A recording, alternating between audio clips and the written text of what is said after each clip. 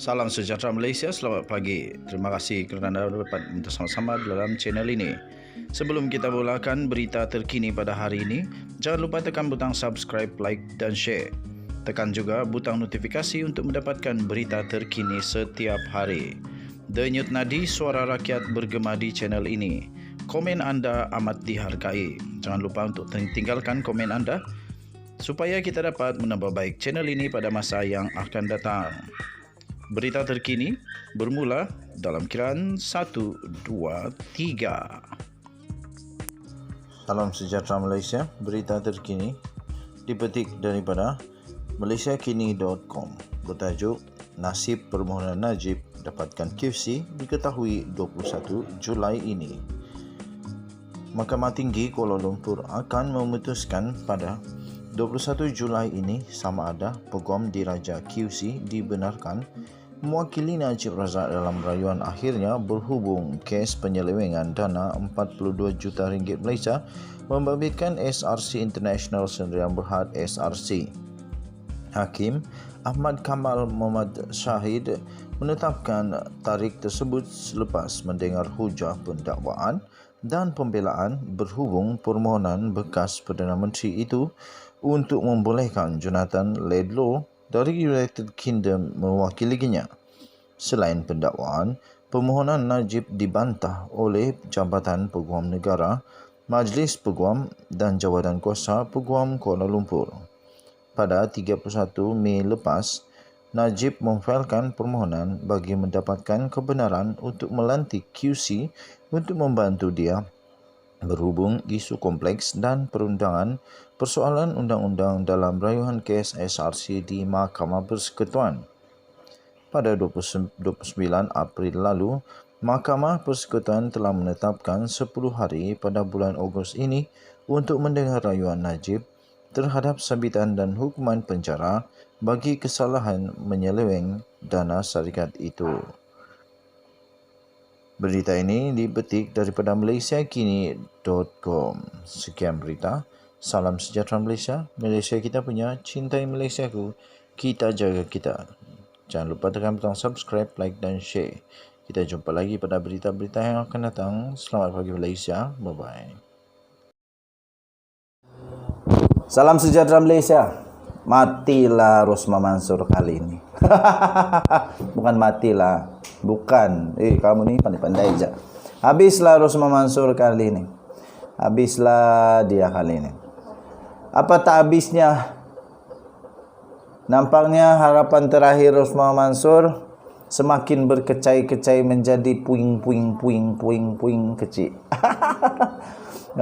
Tuan-tuan dan puan yang dihormati sekalian, saya bukan nak tengok dia masuk penjara ke apakah kerana saya tak suka dia apa tidak, tetapi saya nak tengok supaya keadilan, kebenaran, kedaulatan undang-undang di Malaysia diteguhkan, dikekalkan dan sentiasa dijaga. Okey, keputusan terkini tuan-tuan dan puan-puan untuk Rosmah Mansor sangat-sangat mengecewakan. Duka cita bagi Rosmah Mansor.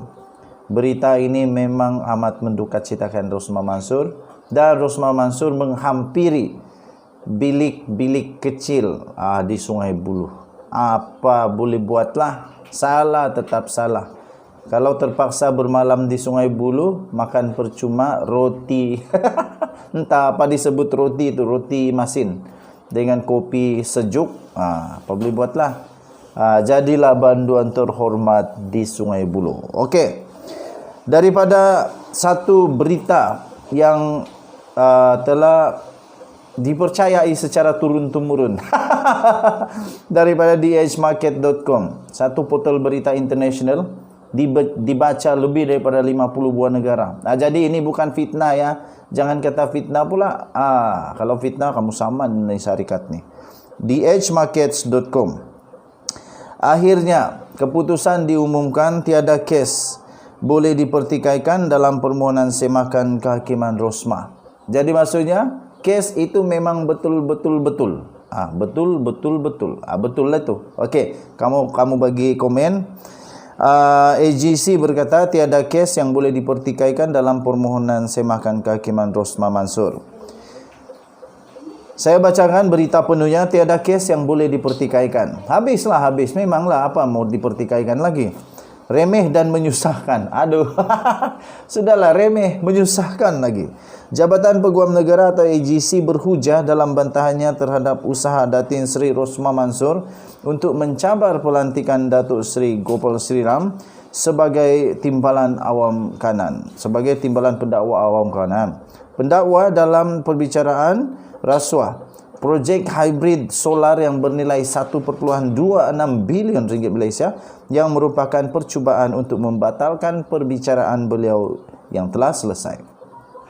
Dalam dokumen mahkamah yang dilihat oleh dhmarkets.com, AGC, responden pertama dalam perkara itu memfailkan bantahan awal atau PO pada Rabu 6 Julai yang lalu terhadap permohonan Rosmah Mansur untuk mendapatkan kebenaran.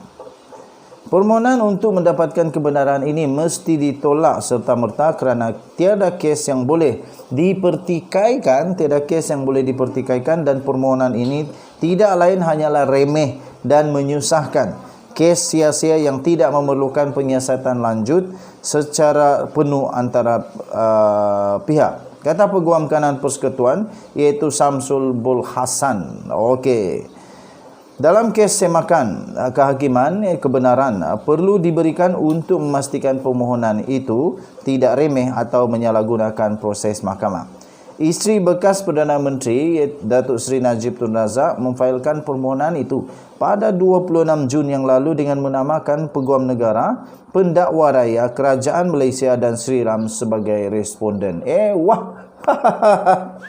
Okey, dia memohon pengisytiharan bahawa percubaan solar hybrid solarnya adalah terbatal. Bukan percubaan lah, ini direct translate, inilah masalah. Bila dia translate daripada bahasa Inggeris kepada bahasa Malaysia, tunggang tegalang dia punya laporan. Okey.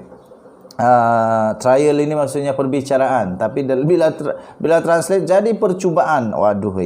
Dia memohon pengisytiharan bahawa perbicaraan solar hybridnya adalah terbatal dan tidak sah. Pengisytiharan itu berdasarkan kesahihan surat pelantikan Sri Ram atau fiat. Okey, bagaimanapun dalam PO, Samsul menegaskan bahawa permohonan untuk semakan kehakiman dibuat di luar masa kerana ia sepatutnya dibuat dalam tempoh 3 bulan apabila alasan ketidakpuashatian mula timbul. Ya, betul. Dah lama panjang sudah tiba-tiba membuat begitu lagi. Jadi adakah ini satu teknik terbaru untuk menangguh supaya akhirnya punya tangguh last lepas. Tapi saya percaya Mahkamah Malaysia adalah mahkamah terbaik. Keadilan, kebenaran pasti akan menang juga akhirnya. Tahniah diucapkan kepada semua hakim, semua peguam negara yang memang tetap berdiri teguh dengan kedaulatan undang-undang negara Malaysia. Okey? Jangan lupa tekan butang subscribe, like dan share. Malaysia kita punya, kita jaga sama-sama. Kita jumpa lagi pada berita-berita, ulasan-ulasan berita yang akan datang. Bye-bye.